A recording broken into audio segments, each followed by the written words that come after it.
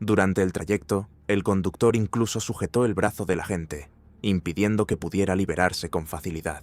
La situación era crítica. Cada metro recorrido aumentaba el riesgo. Finalmente, tras varios segundos que parecieron eternos, el agente perdió el agarre y cayó sobre el pavimento cerca de la entrada de la autopista. El impacto fue violento. Mientras tanto, Rudolf perdió el control del vehículo poco después, lo abandonó a un costado de la vía y escapó a pie hacia una zona boscosa cercana. Un control vehicular de rutina, una entrega de comida en una noche lluviosa. Dos situaciones comunes que ocurren miles de veces al día en Estados Unidos, pero que, en cuestión de segundos, pueden transformarse en episodios que marcan vidas para siempre. Este es el relato de dos hechos distintos, conectados por un mismo patrón inquietante. Decisiones calculadas por personas que creyeron estar por encima de la ley. Uno de ellos implicó a un hombre con un historial delictivo extenso, que pensó que podría escapar una vez más. El otro, a un adolescente que, junto a un adulto, ideó una trampa que terminaría en una tragedia irreparable.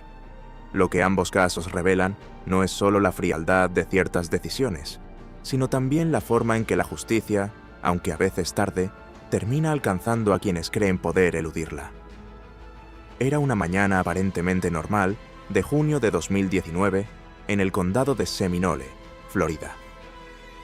El agente Aaron Bley, con más de una década de experiencia en el servicio, realizaba su labor habitual, patrullar las calles y hacer cumplir las normas de tránsito. Fue entonces cuando observó un vehículo con vidrios excesivamente oscurecidos. Una infracción menor, común, que rara vez termina en algo más que una advertencia o una multa. El conductor era un hombre de 38 años identificado como Rocky Rudolph Jr., originario de Apopka.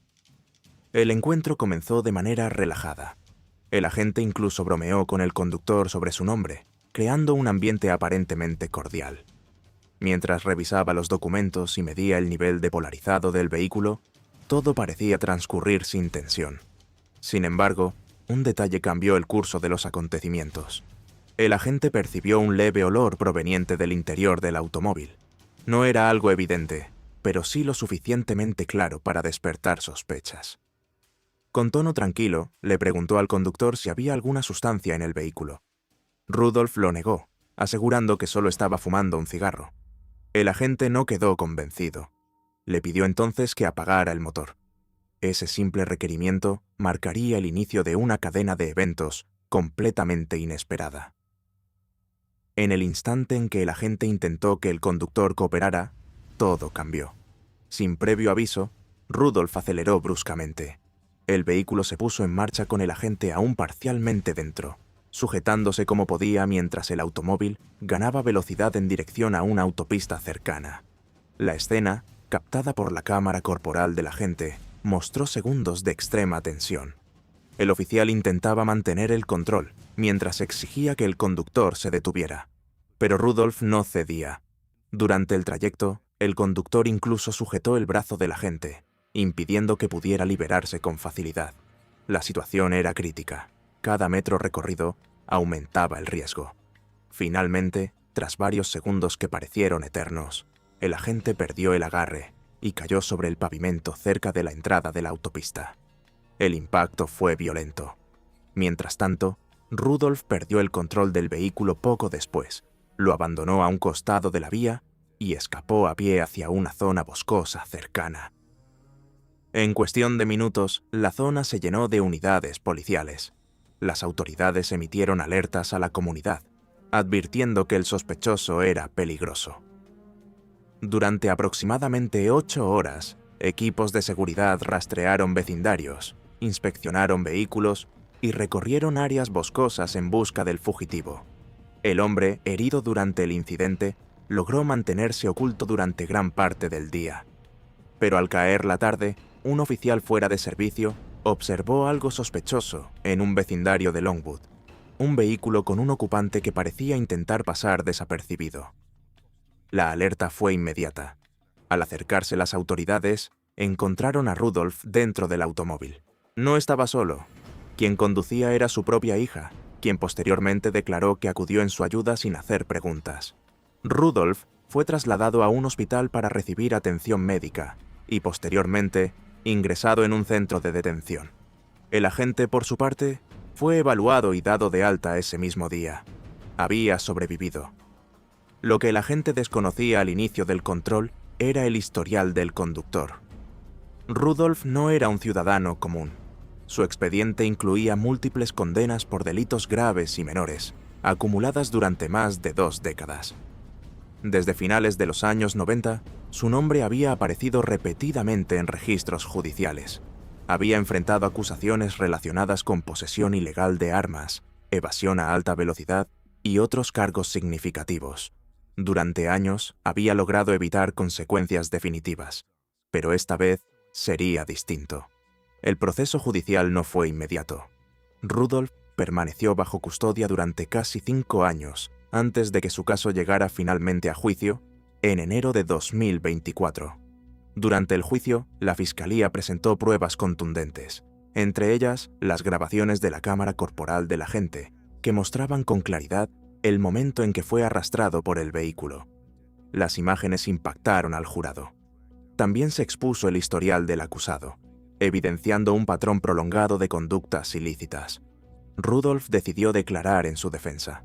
Afirmó que había actuado por miedo, que sintió que la situación se intensificaba y que reaccionó de manera impulsiva.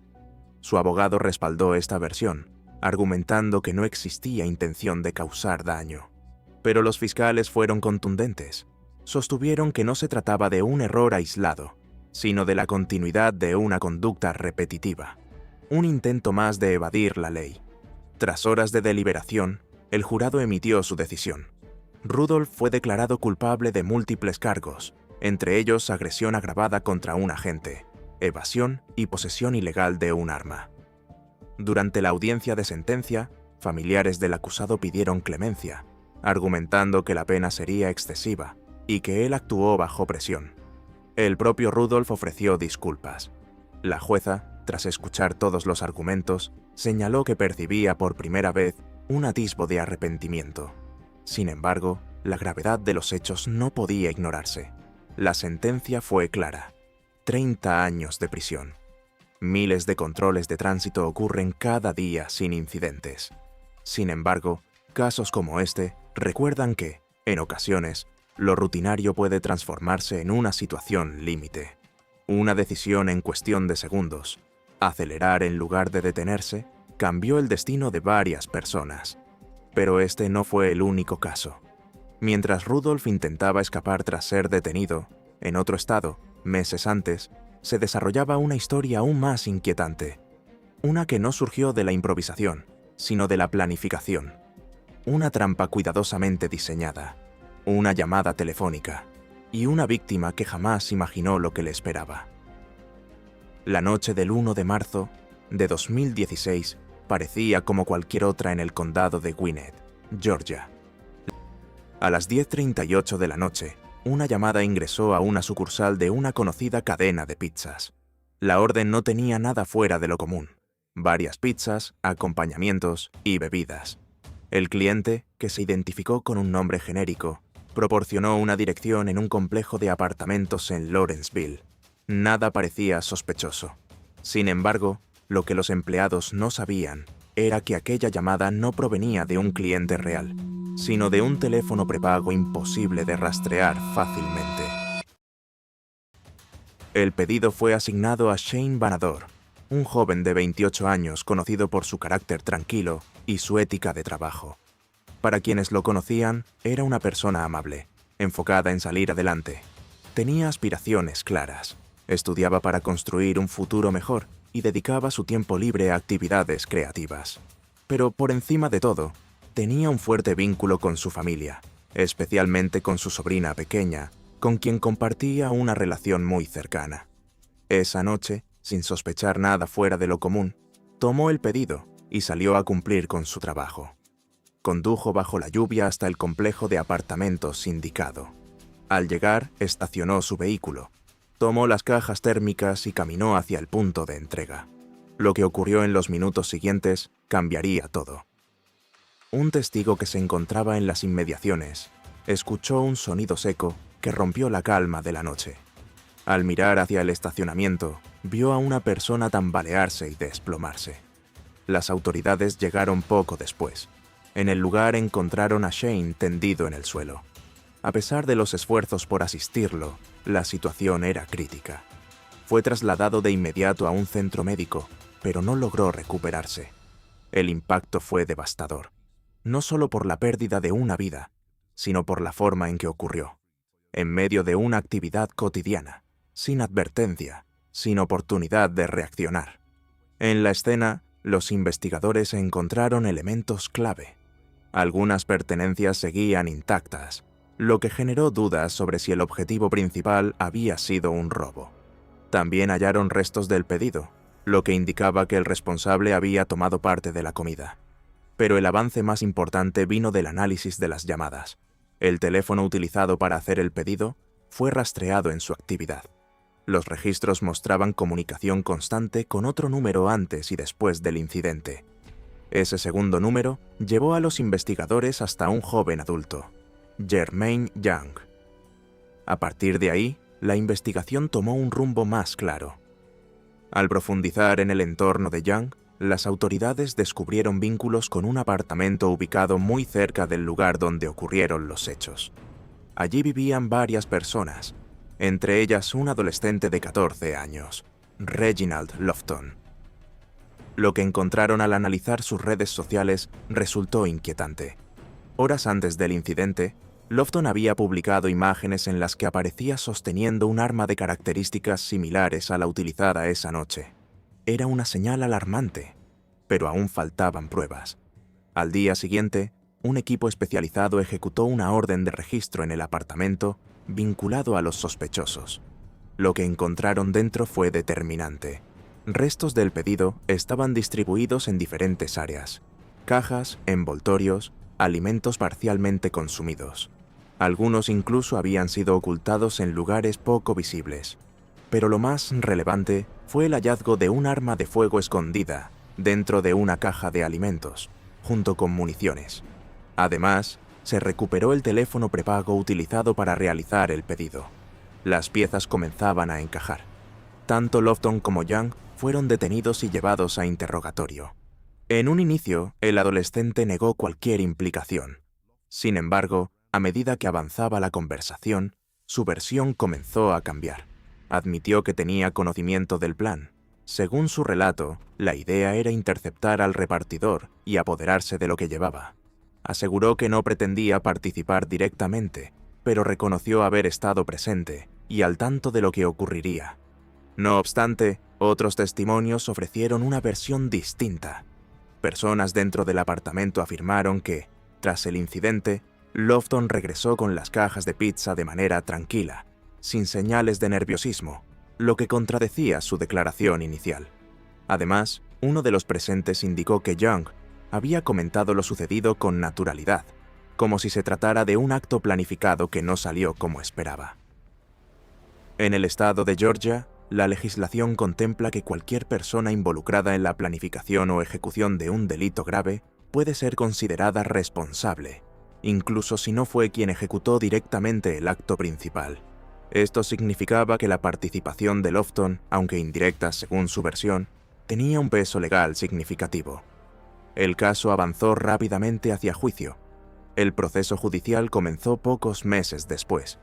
A pesar de su edad, Lofton fue juzgado como adulto debido a la gravedad de los cargos. Durante el juicio, la fiscalía presentó una narrativa clara. Se trató de un plan deliberado, ejecutado con conocimiento y participación activa de ambos acusados. Las pruebas incluían el teléfono utilizado para hacer el pedido, el arma encontrada en el apartamento, las publicaciones en redes sociales, los testimonios de testigos y los objetos recuperados en la vivienda. La defensa, por su parte, intentó centrar el argumento en la juventud del acusado, señalando que se trataba de un error impulsivo y que no existía intención de causar un desenlace tan grave. También expusieron aspectos de su vida personal, marcada por dificultades familiares y cambios abruptos. Pero el jurado debía evaluar los hechos. Tras varias horas de deliberación, se emitió la decisión. Lofton fue declarado culpable de múltiples cargos relacionados con el caso, aunque no del cargo principal más grave. La decisión reflejaba una conclusión clara. Aunque no hubiera sido quien ejecutó directamente el acto final, su participación fue determinante. Semanas después, se llevó a cabo la audiencia de sentencia. Familiares de la víctima ofrecieron testimonios profundamente emotivos, describiendo el vacío que dejó su ausencia y el impacto en la vida cotidiana. Uno de los relatos más conmovedores fue el de una niña pequeña que preguntaba cuándo podría volver a ver a su tío, un recordatorio doloroso de las consecuencias humanas detrás del caso. El juez, tras escuchar a ambas partes, emitió una declaración contundente. Señaló que los hechos demostraban una falta total de consideración por la vida ajena y que las decisiones tomadas esa noche no podían ser minimizadas. La sentencia fue de cadena perpetua, con posibilidad de libertad condicional tras varias décadas. Por su parte, Germaine Young recibió una condena aún más severa, sin posibilidad de salir en libertad. 2 destinos marcados por una sola noche. Ambos casos, aunque distintos en contexto, comparten un mismo hilo conductor, decisiones tomadas en segundos o planificadas durante minutos que terminan afectando a múltiples vidas. Una gente que sobrevivió por poco a una situación extrema. Una familia que nunca volvió a ver a uno de los suyos. Personas que creyeron poder burlar el sistema y terminaron enfrentando consecuencias permanentes. Pero el impacto no termina ahí. Las secuelas emocionales, el vacío en las familias y el peso de lo ocurrido permanecen mucho después de que se dictan las sentencias. Estos hechos no son simples historias, son advertencias. Demuestran que ningún acto queda aislado, que cada decisión tiene un efecto en cadena y que tarde o temprano la justicia llega. Quienes pensaron que podrían salir ilesos, descubrieron lo contrario, y quienes quedaron atrás continúan viviendo con las consecuencias. Si este tipo de historias te impacta y quieres seguir conociendo casos reales contados con detalle y profundidad, apoya este contenido. Deja tu like, suscríbete y comparte tu opinión en los comentarios. Tu participación permite seguir mostrando estas historias que muchos prefieren no ver, pero que todos deberían conocer.